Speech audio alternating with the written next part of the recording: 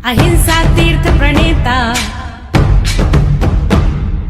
अहिंसा तीर्थ प्रणेता, जय जय हो भारत गौरव राष्ट्र संत प्रमुख सागर। स्वर्णिम स्वर्ण जयंती का अवसर ये महान है, मिलकर हम मनाएंगे गुरुवर देश की शान है प्रमुख सागर। जय हो गुरुवर प्रमुख सागर, जय हो गुरुवर।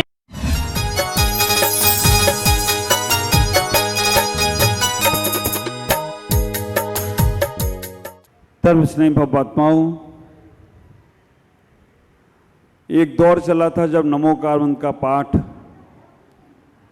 हर घरों में, हर मंदिरों में, हर व्यक्ति के जीवन में होता था। नमोकार मंत्र का ऐसा दौर चला था कि जब जो कोई भी व्यक्ति नमोकार मंत्र को पढ़ना शुरू करता था तो उसके सारे के सारे कष्ट दूर होते थे। हमारे संतों ने, हमारे भगवंतों ने नमोकार मंत्र को बहुत बहुत महत्व दिया था, आज भी है और कल भी रहेगा। लेकिन अभी एक दौर चल रहा है भक्तांबर का। काव्यों में सबसे बड़ा काव्य अगर कोई है तो भक्तांबर काव्य है। आप विचार करके रखना, कई लोग भक्तांबर काव्य पर पीएचडी कर रहे हैं, कई लोग भक्तांबर काव्य के ऊपर मंत्र के माध्यम से लोगों की बीमारियां दूर कर रहे हैं, कई लोग भक्तांबर के माध्यम से अपने जीवन में बहुत सारी व्यवस्थाओं को बनाने का प्रयास कर रहे हैं। ख्याल करके रखना, ये भक्तांबर का विधान, भक्तांबर का मानना, भक्तांबर का मंत्र आराधना, भक्तांबर की पूजा, भक्तांबर का इतना ज़्यादा विराट जो रूप लिया गया, हमारे ख्याल से जब आचार्य मांगतुंग स्वामी ने इसको पढ़ा होगा, जब उनके हृदय से भक्ति के स्रोत फूटे होंगे, जब उन्होंने तीर्थंकर आदिनाथ को अपने समक्ष रखकर इस भक्तांबर का काव्य की रचना, महाकाव्य की रचना की होगी, तब उन्हें भी नहीं पता चला होगा इसमें इतना अपार शक्ति है। आप विचार करके रखना, इतना उन्हें भी पता नहीं चला होगा, इतना अपार काव्य उनके कंठ से फूट रहा है। लेकिन शक्ति वहां पर बहुत थी। अभी तो आपके पास कंठ में मधुरता बहुत है लेकिन विशुद्धि भाव नहीं। मानतुंग आचार्य ने इस भक्तांबर काव्य को जब पढ़ा, हमारे ख्याल से इतने मधुर कंठ से नहीं पढ़ा होगा जितने मधुर कंठ से आप लोग पढ़ते हो। आचार्य मानतुंग स्वामी ने इस काव्य को पढ़ने का जब प्रयास किया और उस काव्य को जब पढ़ने का प्रयास किया तो इतने सुंदर तरीके से उन्होंने भक्ति करने का प्रयास कि जैसे जैसे भक्तांबर के स्तोत्र की रचना होती गई, वैसे वैसे बाहर के जो ताले में बंद किया गया था वो ताले एक एक करके टूटने लग गए। सभी को मालूम होगी उन आचार्य मांगतुंग स्वामी की कहानी, बुद्धार नगरी की कथा, वो राजा भोज का नाम, वो कवि कालिदास का नाम, वो धनंजय कवि का नाम, सबका नाम इससे जुड़ा है। धनंजय कवि, आप विचार करके रखना, एक ऐसे कवि हुए जिन्होंने नाम माला करके नाम का ग्रंथ लिखा। धनंजय कवि का काव्य ग्रंथ नाम माला, उसमें एक एक चीज के इतने नाम, अगर भू शब्द का प्रयोग कर लें तो भू माने राजा भी, भू माने भूमि भी, भू माने और भी बहुत सारी चीजें, और एक उसमें से भू में से कोई अक्षर हटा दें या जोड़ दें तो उसके अर्थ बदल जाएं। नाम माला के श्लोक जब धनंजय कवि का बेटा पढ़ने लगा, उन्होंने कहा कि ये काव्य के ये श्लोक तुम कहाँ से पढ़ रहे हो, ये श्लोक तो मेरे हैं। कवि कालिदास जैसे लोग राजा भोज की सभा की शोभा बढ़ाते थे, उन्होंने कह दिया ये काव्य मेरे हैं। वो पुत्र ने कहा मैंने अपने पिता से सीखे हैं। पिता से पूछा गया, पिता ने कहा मैंने अपने गुरु से सीखे हैं। उन्होंने कहा तुम्हारे गुरु ने एक काव्य चुराए होंगे। विचार करना। नहीं, मेरे गुरु ने कोई काव्य चुराए नहीं है, मेरे गुरु के अंदर से प्रकट हुए, ज्ञान से प्रकट हुए हैं। गुरु को यहां बुलाया जाए। कहानी को बहुत विस्तार रूप नहीं दे रहा हूं, शॉर्ट करता जा रहा हूं। गुरु को यहां बुलाया जाए। गुरु को बुलाने के लिए राजा भोज ने अपने सैनिकों को भेजा। सैनिकों ने कहा चलो तुम्हें राजा भोज बुला रहे हैं। दिगंबर साधु अपनी मर्जी के मालिक होते हैं। आप विचार करके रखना, दिगंबर साधु अपनी मर्जी के मालिक होते हैं और अपनी आराधना और श्रद्धाओं और भक्तियों पर ही जीते हैं। कभी सिकंदर ने आकर एक साधक से कहा था कि तुम्हें मेरे साथ यूनान चलना पड़ेगा। उस साधक ने कहा, जब इस सिकंदर ने कहा तुम सीधे से मेरे साथ चलते हो तो चलो, नहीं तो तुम्हें तलवार की नोक पर लेके जाऊंगा। वो साधक इतना ही कहता है कि ये सिकंदर, मुझे तो लगता है तू बहुत बड़ा भिखारी है जो अपने देश को छोड़कर यहां पर लूटने आया है। विचार करके रखना, सिकंदर ने कहा सीधे से चलते हुए तलवार की नोक पर लेके जाऊं। वो साधक इतना ही कहता है कि तलवार की नोक पर जो झुक जाए वो दिगंबर संत नहीं होता है। जिसके चरणों में तलवार झुक जाए वो दिगंबर संत। आप विचार करके रखना, तलवार की नोक पर झुक जाए वो दिगंबर संत नहीं होता है। जिसके चरणों में तलवार झुक जाए वो दिगंबर संत। भगवान महावीर जब भ्रमण करते हैं, विचरण करते हैं, तो ऐसा कहने को मिलता है, सुनने को मिलता है, कांटे वाले वृक्ष भी उनके चरणों में नतमस्तक हो जाते हैं, झुक जाते हैं। ख्याल करना, वो साधक और कोई नहीं था, कल्याण मुनि थे। मानतुंगाचार्य के साथ जब ये घटना घटी तो मानतुंगाचार्य मौन हो गए। साधक विपत्ति के समय पर मौन हो जाते हैं। समझदार व्यक्ति विचार करके रखना, जहां समाधान ना हो वहां मौन होकर अपने जीवन की साधनाओं को समझने का प्रयास करना। घर में लोग समझदार ना मिलें, उनसे माथापच्ची मत करना। समाज में लोग समझदार ना हो, उनसे बहस ना करना। संग में लोग समझते ना हो तो अपने आप को मौन रखना। ये विचार करके रखना, नीति में भी आता है, मूर्खों के सामने बात ना करो ज्यादा। जो तुम्हारी बातों को नहीं समझ सकता है वो तुम्हारे मौन को भी नहीं समझ सकेगा। इसलिए हमें वहां मौन हो जाना चाहिए। मानतुंगाचार्य ने कह दिया कि यहां बोलना उचित नहीं है। रक्षाबंधन की कहानी भी आप सुनते होंगे। रक्षाबंधन की कहानी में भी 700 मुनिराज मौन हो गए। क्यों मौन हो गए? क्योंकि राजा तो सम्यक दृष्टि था, लेकिन उसके मंत्री मिथ्या दृष्टि थे। आपसे कहना चाहता हूं, मानतुंगाचार्य मौन हो गए। मालूम था कि कवि कालिदास मिथ्यात्व का पोषण करने वाला व्यक्तित्व है। और आप विचार करके रखना, मिथ्यात्व का पोषण करने की बात जब आती है तो इतना ही समझना, जो सत्य को स्वीकार ना करे, भले ही वो जीवन को कैसे भी जी रहा हो, सत्य को स्वीकार ना करे, समझ लेना उसके ऊपर मिथ्यात्व के काले बादल उमड़ कर रहे हैं। वो कब बरस जाए कोई कह नहीं सकता है। सत्य को स्वीकार तो कर लो।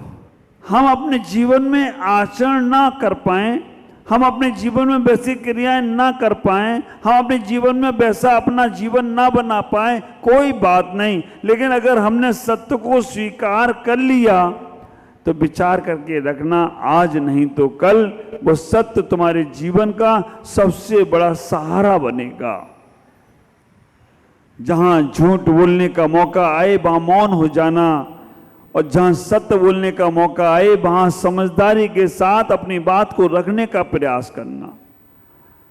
मिथ्यात्व जो तुम्हें कर्म के बंधनों में डालता चला जाता है, आचार्य यहां पहले काव्य में ही सम्मित की बात कहना चाहते हैं कि मिथ्यात्व के अंधकार को दूर करोगे तो सम्मित की प्राप्ति होगी, और सम्मित की प्राप्ति होगी तो जीवन का, आज दोपहर के अभी स्वाध्याय में यही चल रहा था, सम्मित की प्राप्ति अगर हो जाए तो असंख्यात गुणी कर्मों की निर्जरा प्रारंभ हो जाती है। विचार करना, असंख्यात गुणी कर्मों की निर्जरा केवल एक बार सम्मित का बीजारोपण अपने पास हो जाए।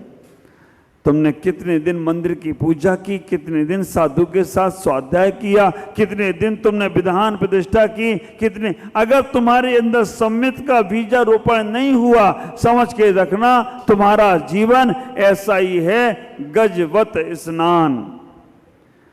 गजवत स्नान, हाथी स्नान करता है, आप तो कम पानी से स्नान करते हो, हाथी तो पूरा फव्वारा। तुम्हारा सावर इतना ज्यादा पानी से फव्वारा नहीं देता होगा, हाथी तो जाता है नदी में, भरता है पानी, एक बार में इतना विशाल का है, शरीर को साफ करता है, लेकिन फिर जैसे ही बाहर आता है तो धूल अपने ऊपर डाल लेता है। सम्मित के बिना तुम्हारी क्रियाएं पुण्य आश्रव तो करा सकती हैं, लेकिन कर्म की निर्जरा नहीं कराएंगी। और आप विचार करके रखना, सम्मित को तुमने स्वीकार कर लिया, सम्मित को तुमने प्राप्त कर लिया, कोई क्रिया की भी नहीं, तो भी तुम्हारी असंख्यात गुणी कर्मों की निर्जरा होगी। कैसे सम्मित को प्राप्त करें, आगे आने वाले समय में सब धीमे धीमे आपको स्वीकार होगा। हमें इतना ही विचार करके रखना, मानता हूं आचार्य ने इतना ही कहा कि मिथ्या दृष्टि है राजा, मंत्री उसका मौन हो गए वो, और मौन होने के बाद उन्होंने, राजा भोज ने उन्हें बंधन में डाल दिया। ख्याल करना, बाहर का बंधन तो सबको दिखता है, लेकिन अंदर का बंधन भी दिखना चाहिए। राजा मानतुंग को बाहर के बंधन में तो डाला, लेकिन अंदर से वो मुक्त थे। बाहर के बंधन में तो उन्होंने चाले के अंदर रखा, और ऐसा कमजोर राजा, हाँ आप विचार करके रखना, जिसके हाथ में कोई शस्त्र नहीं, जिसके पास कोई अस्त्र नहीं, और उसको बंधन में डाल रहा है। और जो तो ऐसा दिगंबर संत कि तुम कह दो यहां से आगे नहीं जाना है तो जाता नहीं है, उसके लिए इतने सैनिक, उसके लिए इतने पहरेदार, और विचार के करके रखना कितना कमजोर होगा वो राजा। अगर सामान्य सा व्यक्ति कोई पकड़ा जाए तो उसे एक कटघरे में डाला जाता है, एक जेल में डाला जाता है। हमारे आचार्य मांगतुंग की कितनी विशाल शक्ति होगी, उस राजा को एहसास था दिगंबर संत की शक्ति का, इसलिए एक कोठे में नहीं, दो कोठे में नहीं, कितने कोठे के अंदर, तो ऐसा इनको परफेक्ट जैसे कोठे नहीं बनाए रखे हो। आप विचार करके रखना, इतना विश्वास तुम्हें कि 48 कोठे के अंदर, वास्तव में सही है। उस राजा कवि भोज को ये एहसास रहा होगा कि दिगंबर संत है, कुछ भी हो सकता है। उन्होंने 48 कोठों के अंदर, 48 कोठों के अंदर जब रखा, तभी समझ में आ गया कि इस राजा कितना कमजोर है। फिर भी 48 कोठों के अंदर रखने के बाद हमारे संतों के चेहरे पर सिकन नहीं आई, भगवंतों के चेहरे पर सिकन नहीं आई, वो उसके अंदर भी प्रसन्न थे। क्यों? क्योंकि तुम बाहर से तो बंधन में डाल सकते हो, हमारी आत्मा को कभी बंधन में नहीं डाल सकते हो। हमारी आत्मा तो हमेशा स्वतंत्र ही रहती है।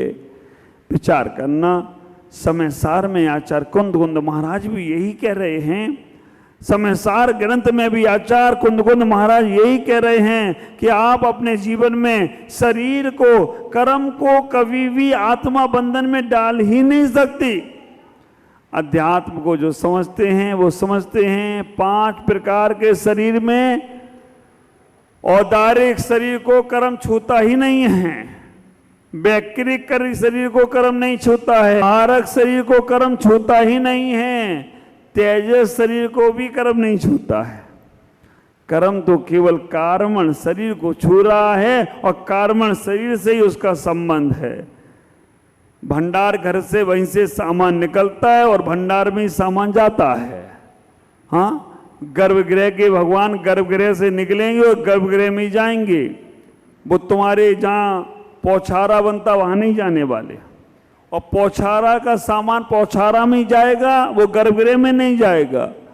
तो हमारे आचार्य कुंद महाराज कहते हैं कि जो कार्मण शरीर का कर्म बंद है, कार्मण शरीर में ही होगा और कार्मण से ही जाएगा निकल के, और कार्मण में ही आएगा। कार्मण वाला काम तेजस कैसे करेगा, औदारिक कैसे करेगा, आप विचार करना। आचार्य मांगतुंग स्वामी यहां पर कहने का प्रयास कर रहे हैं, तुमने मेरे बाह्य के औदारिक शरीर को बांधा है लेकिन आत्मा को नहीं बांधा, और आत्मा का बंधन हो भी नहीं सकता। आचार्य मांगतुंग स्वामी जिनके चेहरे पर 1% की भी संक्लिष्टता नहीं है, चेहरे पर एक प्रकार की 1 मिनट की भी इनके विकृति नहीं है, बहुत सुंदर से आराम से बैठे हैं, और 48 कोठों के अंदर पहुंचाने के बाद ताला भी डाला गया। हाँ, ताला कौन सा होगा? अब आजकल का तो होगा नहीं, अलीगढ़ वाला ये ताला। हाँ, आप लोग भजन भी करते हो ना, हमें तो आश्चर्य लगता है कभी कभी हमारे लोग भजन करने वाले, इनके हाथों में लग जाए ताला। हाँ, अलीगढ़ वाला जो भगवान की भक्ति में ताली न बजाए, अब हाथों में भी ताला, इनके मुंह में लग जाए ताला। अलीगढ़ वाला जो भगवान की भक्ति ना करे, आप विचार करके रखना, मुंह में और भगवान के ताले हाथों में लगने वाले ताले बाहर के तो बंद कर सकते हो, लेकिन विचार करके रखना 48 ताले, 48 तालों के बाद भी मन माना नहीं, हर दरवाजे हर कोटे पर 2-2 सैनिक बैठा दिए। बारी तुम्हारी बुद्धि राजा भोज, इतना कमजोर, एक निहत्थे पर इतना पहरा।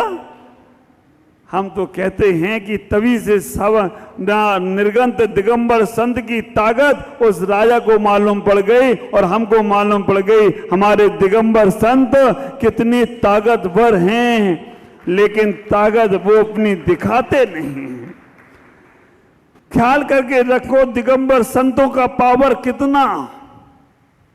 और आप लोग व्यवहार में अभी कहते हो ना, नंगों से तो खुदा भी डरता है। आप विचार करके रखना, नंगों से तो खुदा भी डरता है, क्योंकि वो कुछ भी हो सकता है। आचार्य मांगतुंग की पवित्र भावनाएं कितनी थी।